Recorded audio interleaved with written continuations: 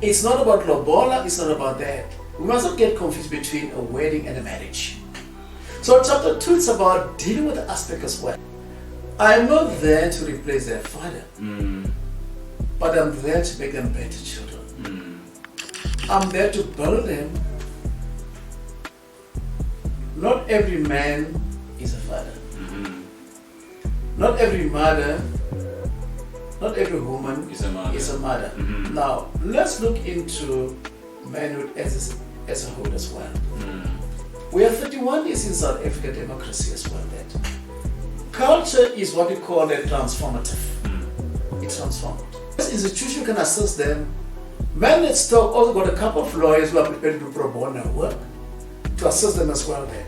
So we are saying today that if you're one of those parents where your rights were taken away by grandparents, by your ex-wife, your ex-girlfriend, and your maintenance abuse, because maintenance today is for the child, not for the mother.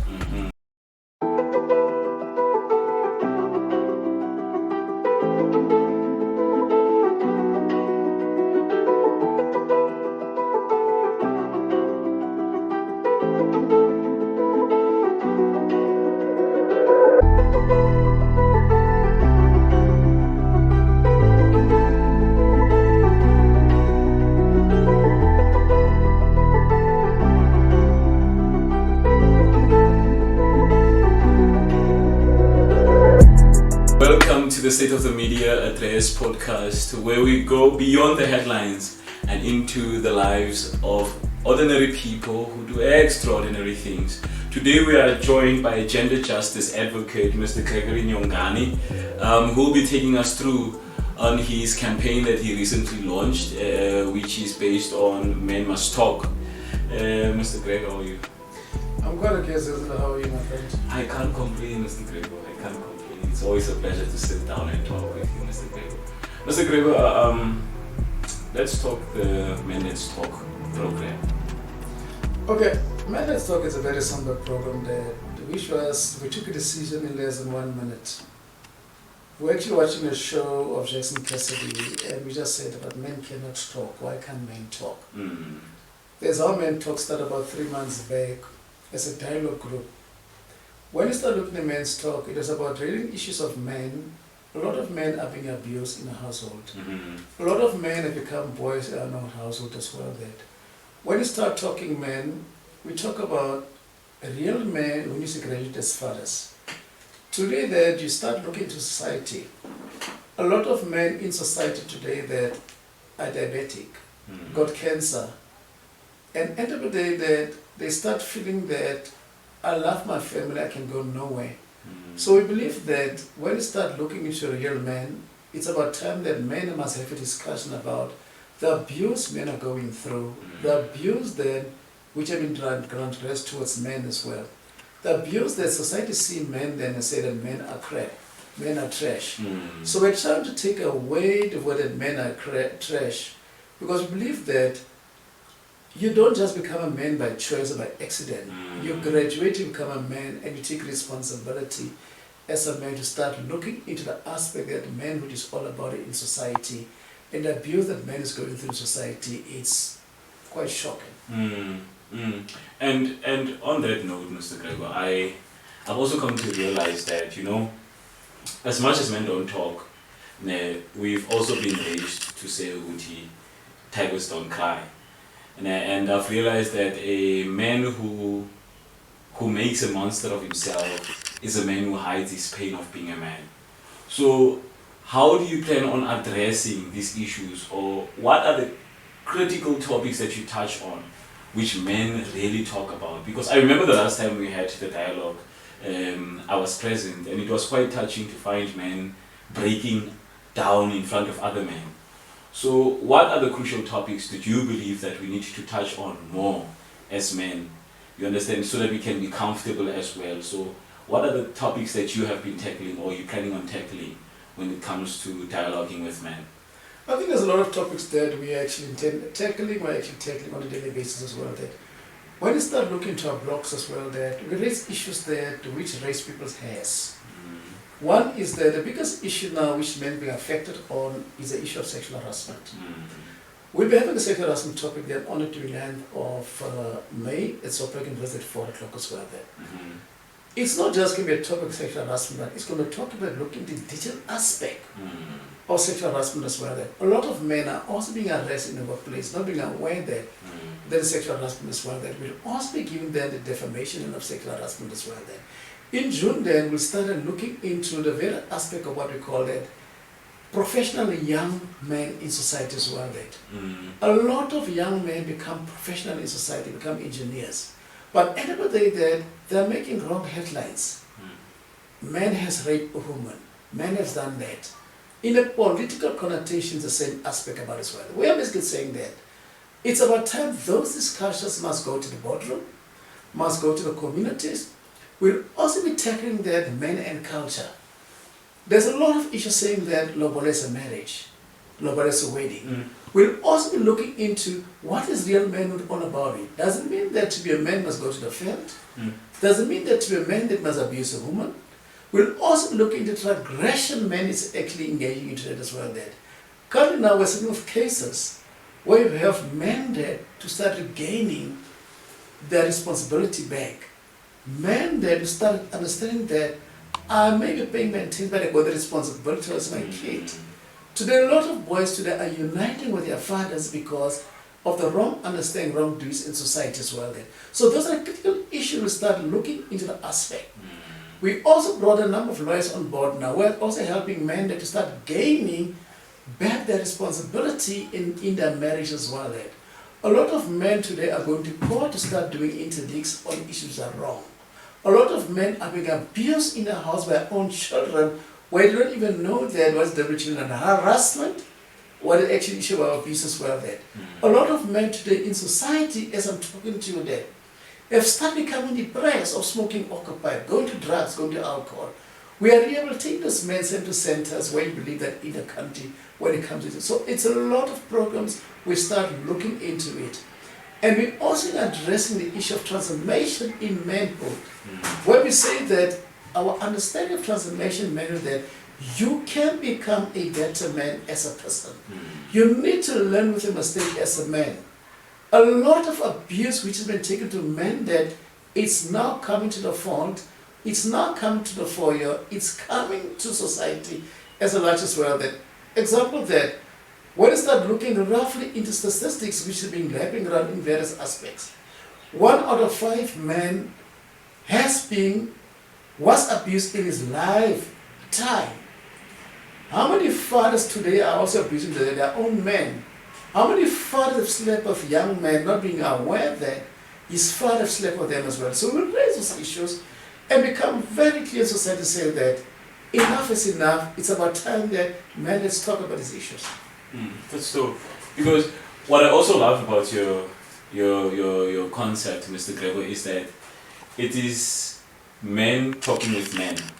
Ne?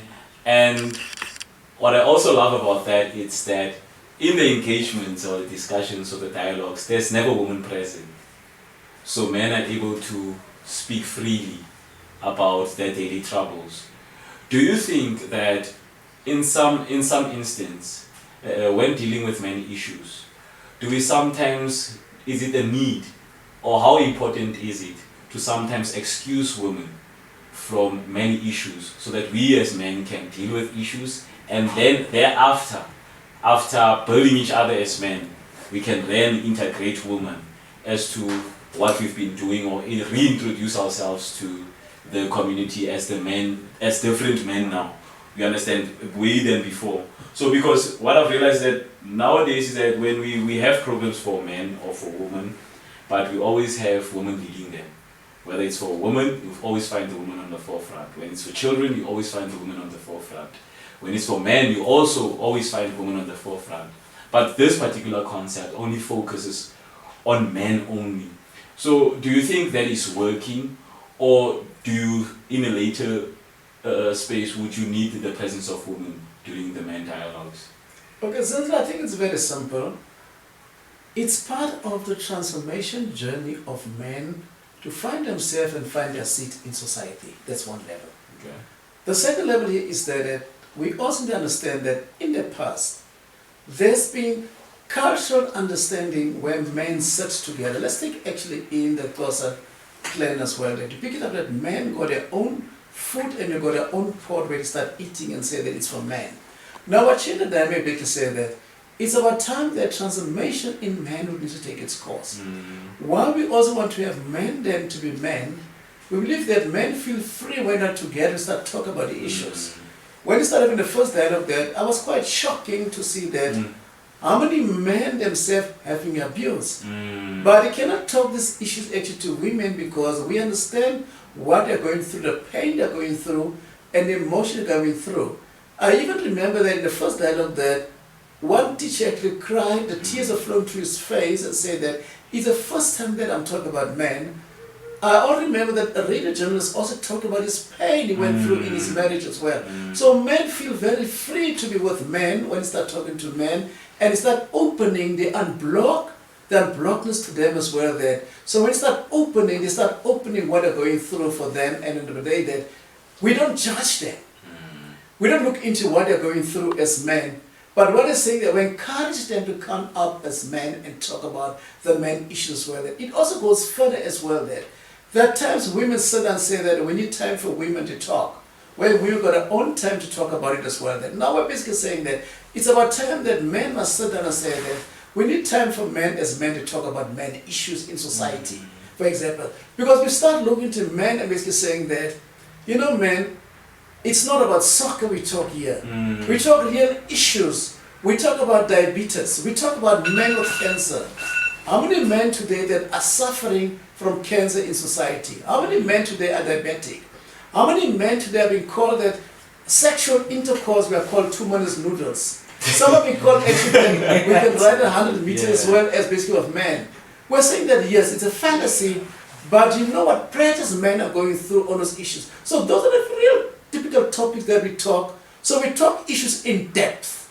And we become unapologetic about this issue raised about as well that and everything that if a color is blue to men, it becomes blue. We don't make it red to say that it becomes blue, it becomes red. No, there's not an issue about it. Some issues that men are also raising.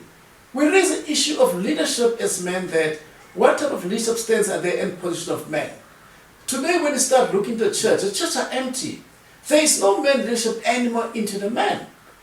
Men have also committed themselves to say that the discussion we have, we're basically saying that if a leader in church is wrong, he must be removed.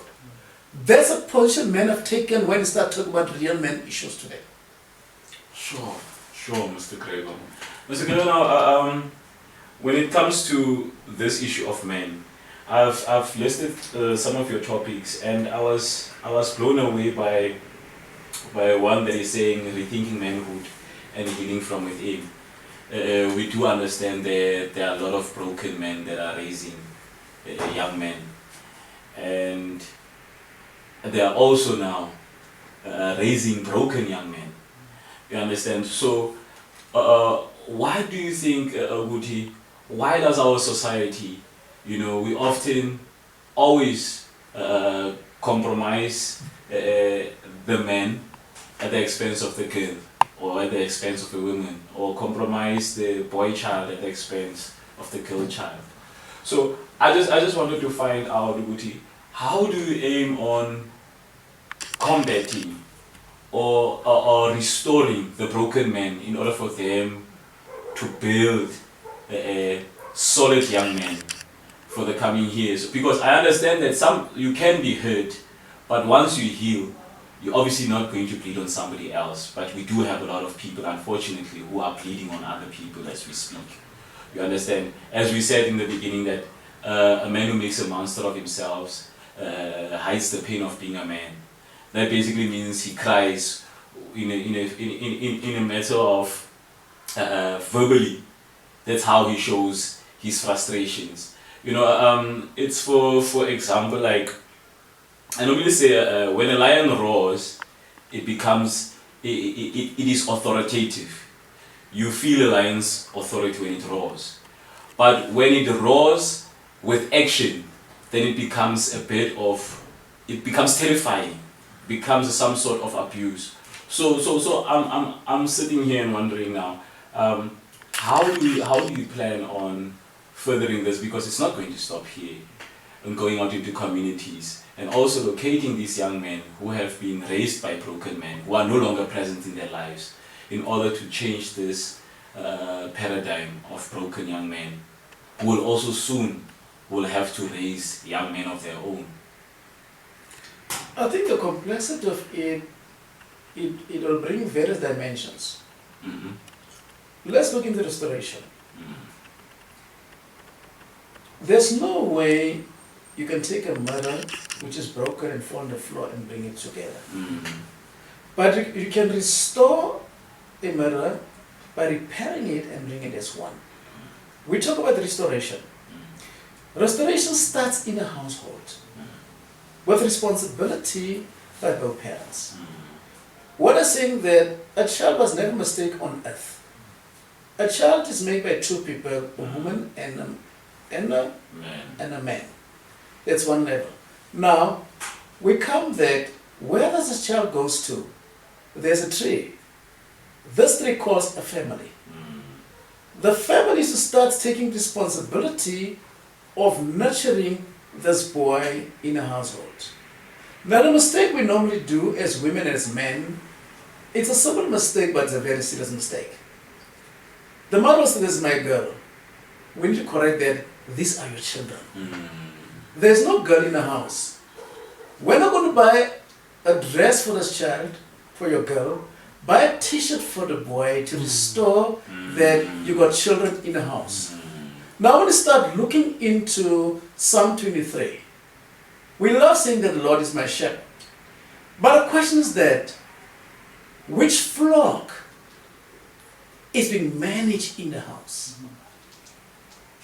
You are the Lord, which is your father. But the father will guide you with wisdom in your house. Your children becomes your shepherd. And that shepherd will be having flocks. Now the flocks must get food. And you get food then for your family when you start looking at that as well then. So that's part of restoration that we have a look in the biblical context. How we restore the family value back into society. At the same time that, how do we bring humanity as parents journey together? It doesn't matter are you the father or the mother, but at the end of the day that responsibility comes then to rethinking yourself as a parent. I got responsibility. Parenting in society, it's not about money. It's about the love of sharing and the voice you have in the family. How do you bring those two together as a formation as well then? Family needs to restore accountability towards their kids as well then. And when you start having children, let's treat the children fair in the house. Let's stop having the blue girl and the white boy in the house. That's where the problems start off, because what we teach them, we still the same value. How you speak to your kids, how you speak to your boy. As men today that, if your boy wants to become a better dancer, be it. If a girl wants to become a rugby player, be it. Don't decide for your children what to do. Guide them what to do in a household. In that way that the restoration of the family root will be sticking from the ground level as well that. Example, my boy is gay from a young age.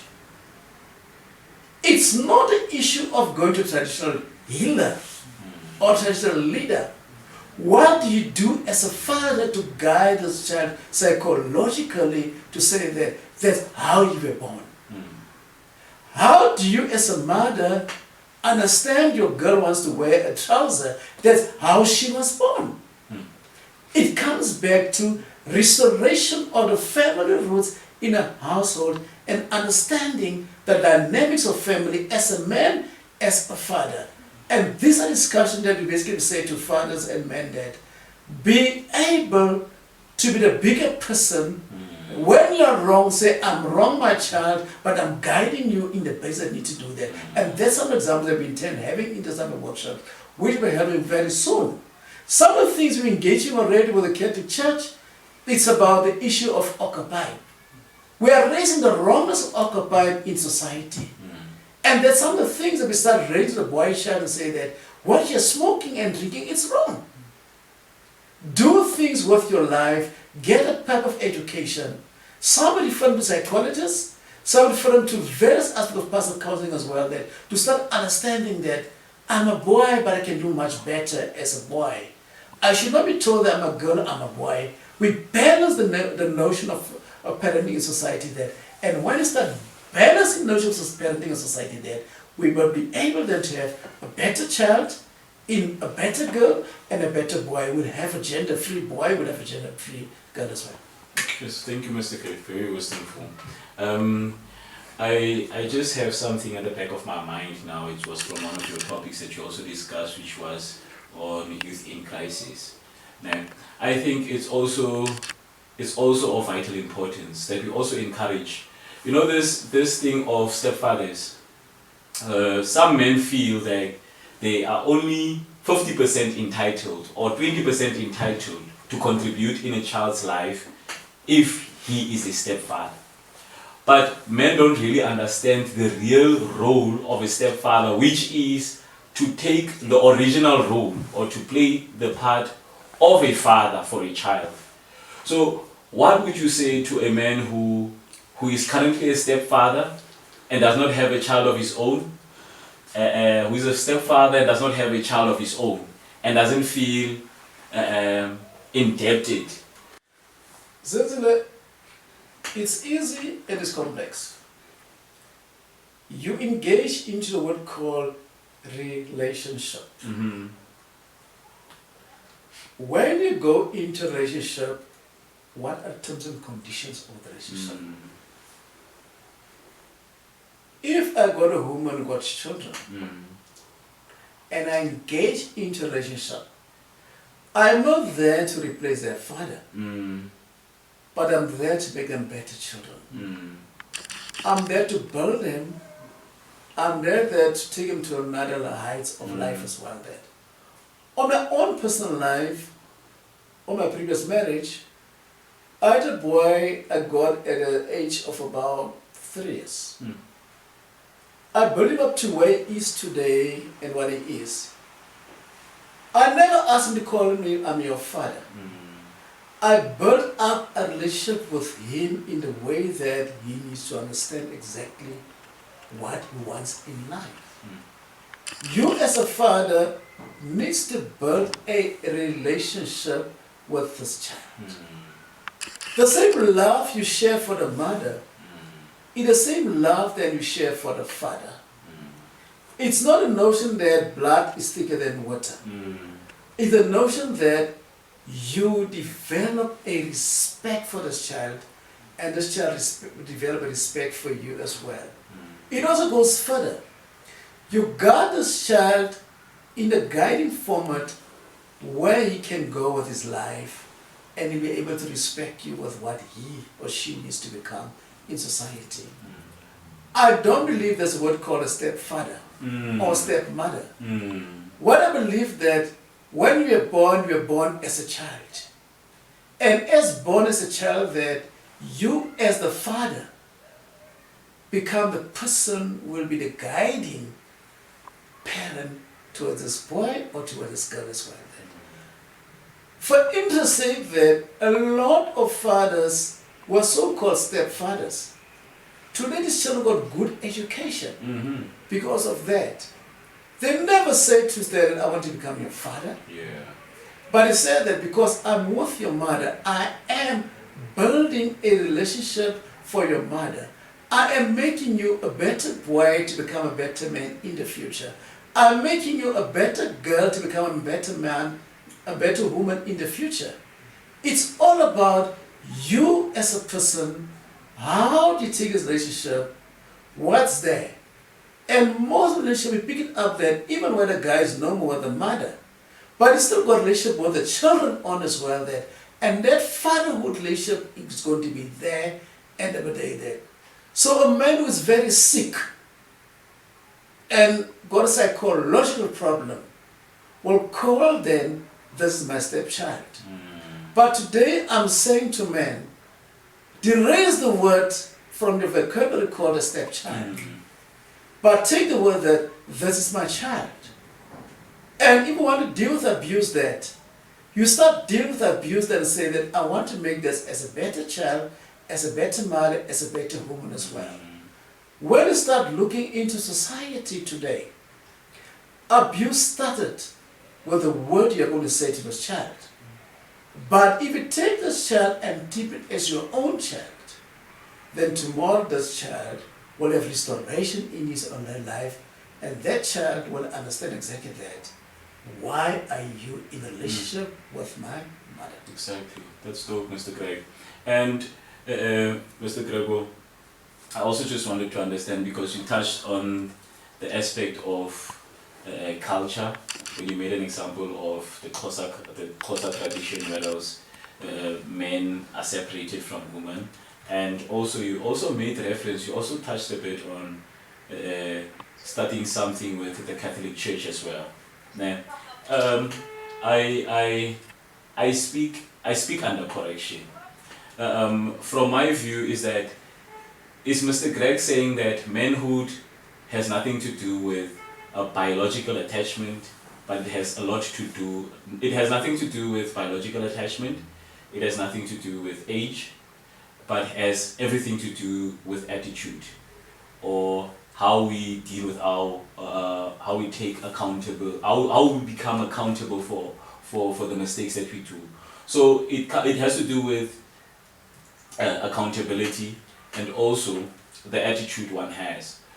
Do you think that we'll be able to draw up more men from the society, from the church, from the traditional side, and from the religious side as well, who will be more of men who are matured in mind?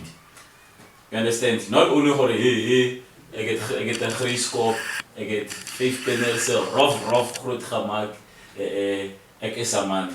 Or hey, I get 5 kinders or 10 kinders daar buite, which I'm not taking care of, but I count that as a man because I produced 10 children. So would you rather say that it has nothing to do with the amount of kids you produce, but rather the attitude and the responsibilities that you take care of on a daily basis? So you understand that you were born as a boy, you graduate as a youth, as a young man, then you graduate as a man. Not every man is a father. Not every mother, not every woman Is a mother. Now, let's look into manhood as a whole as well. We have 31 years in South African democracy as well. That culture is what we call a transformative. It transformed. When you look into 1945, the way we did lobola was differently compared to today. It's transformative. We look into a value and into a principle, which gives you then tradition and culture. Now, what is that look into values and principles as well into fatherhood? Fatherhood is about a value and a principle you inside in the child's life as well when it comes to its transformative. The father of 94, when you say the born freeze, and the father of today differ. Today, I can give my child, say, 1,000 a month of pocket money. But a father of 94 say, no, I'm only giving 94, I want to buy for you. But a child today is in grade 1 cannot tell about 10,111. But a child who was born 94 cannot tell you that. It comes back to your education as a father, how you start nurturing your children to understand the dynamics of himself and herself in a way is in culture. It also comes to the question of choice. Let's look into the law and the constitution today. Years back, it was compelling for a woman to carry your surname. Today, it's an option. Yeah, they have double barrels now also. That She must give consent to say that I will have your surname as Sontlaba. Mm-hmm. Or I will have a double surname, or I'll take my own surname. Now, transformation, it's a pain we don't love. But it's a pain that we should understand. The same way as culture is transformative, we cannot go back to 1945, we need to move forward. Now, when you come then to a child, the lifestyle of a child today is completely different. Do you sit down, talk to your child, understand your child, know what your child wants? You, the parents, must do introspective to yourself.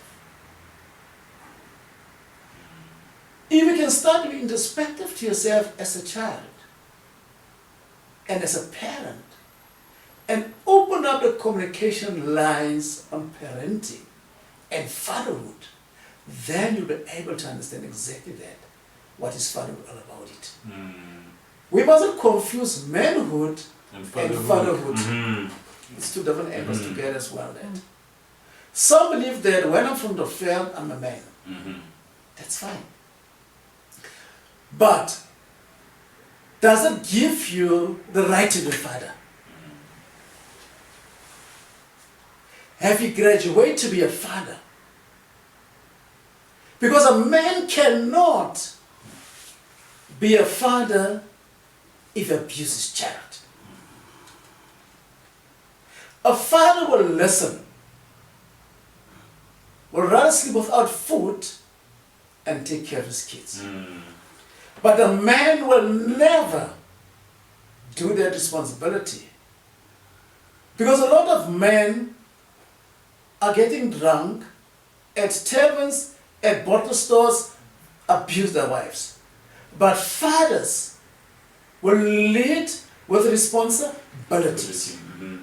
That's why earlier when I started quoting Psalm 23, I had the reason why I quoted Psalm 23, that we need to understand exactly what that Psalm is saying all about it. Because you as a shepherd needs to lead your flock in a household, which a father will lead the flock in a household as well when you start doing that. When we start doing that, the Lord's Prayer says, Our Father who art in heaven. We say, Our Father who art in heaven, who have become that art of heaven, to start understanding the fatherhood in your house and be that father who's leading your people. You're the father, and with that become the responsibility person on accountability, and a father will say to his kids that I am sorry, but a man will never. Yeah, I do hear you, and it's quite deep, Mr. Gregor, but we also have to understand in some points that there are men out there who are positive fathers, yeah? But they are restricted by the type of woman that they chose to have children with. When it was nice, it was nice. But when separation came or divorce came or the relationship ended, so also the tension was created between the mother and the father, which created then a gap for the father now to have access to the children. As we see today, some fathers are being bad named by the mothers of their children. You know, some fathers are being bad named by the grandparents of their children, because some do not have employment, some do not have resources, but they want to be present fathers. What would your advice be to such a man who is trying, but merely the trying is not enough to the respected family of which he has a child at? Simply, it's complex, and it's simple, and it's low. Okay. Let me start the complexity of it as well. That the complexity has been created by community. With that, where you can have access to child because you are not working. That's absolutely rubbish. Because end of the day, that fatherhood to some of us is not about the money. It's about the commitment and the love that you give the children and the guidance you give the children as well. grandparents, in terms of law, doesn't have rights. If the child passed on, which is a daughter, I'm the father of the child. I must give consent to those parents. Now, a lot of men are not aware about it. Okay. If I'm divorced to you, and the court say that the child must come to me holidays, you refuse. It's a contempt of court. Let me give you about a case of 3 years ago in the Pretoria High Court, where a woman was serving in prison for contempt of court. The contempt of court was very simple. The order of court was saying that the child must see the father, and the woman refused. We helped this father to go to court as various activists, and a court was granted. And the woman was found for contempt of court, and she was in prison, and other women in the country as well. So the Children's Act have covered each and every parent where rights has been denied on the basis of it as well. Let me refer to a case of 94-95, the Fraser case as well, of parental rights of a father. There was a conjugal court ruling as well, a conjugal court judgment as well on the rights of the father. So the Constitution in South Africa is very clear. The Children's Act is very clear. Why these fathers are not aware that they got full rights to these children? The one aspect as well there.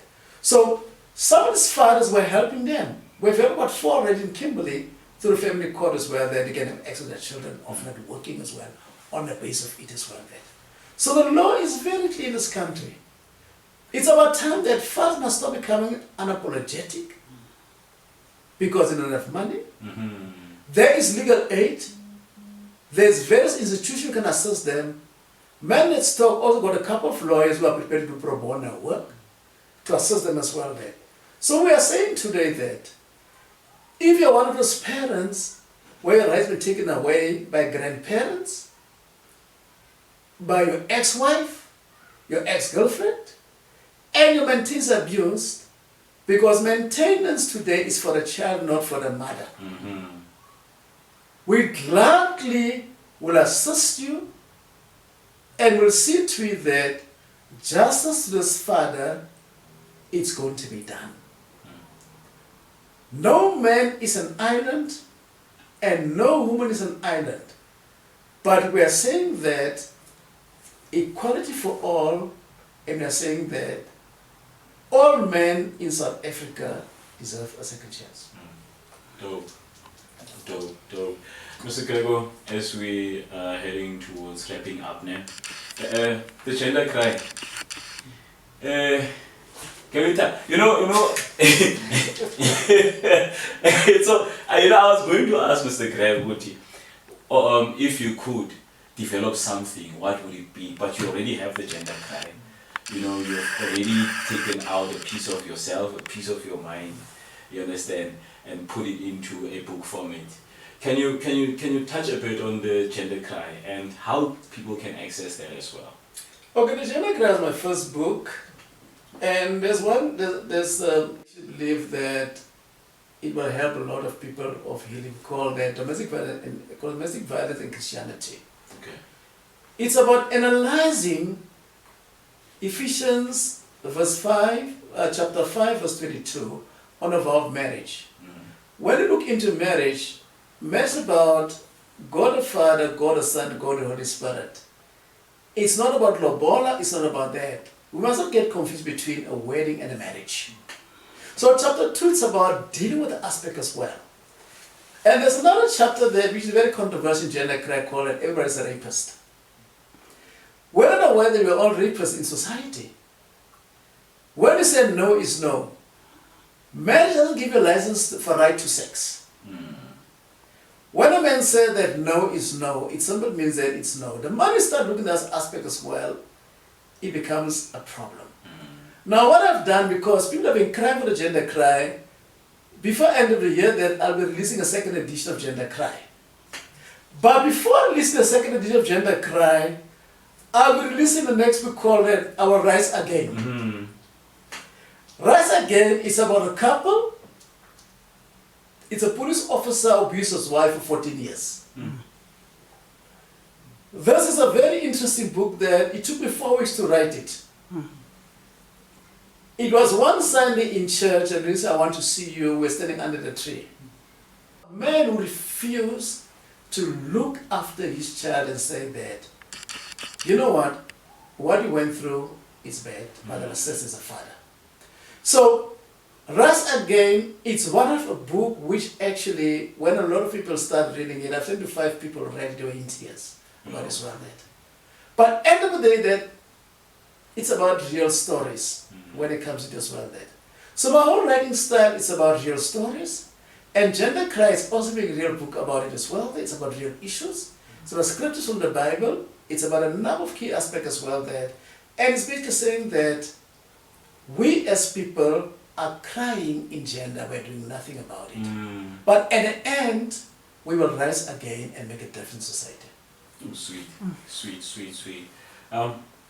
Mr. Gregory, I am full to this here, to here. I am informed. I am really informed. And I would definitely love to have another opportunity to sit down with you again, especially on the 29th. So, with that said, thank you so much for joining us, Mr. Gregory. Thank you so much for watching. And please stay tuned for our next episode on the State of the Media Address podcast from me, Uzenzele Sonkava, aka Johnny Beza.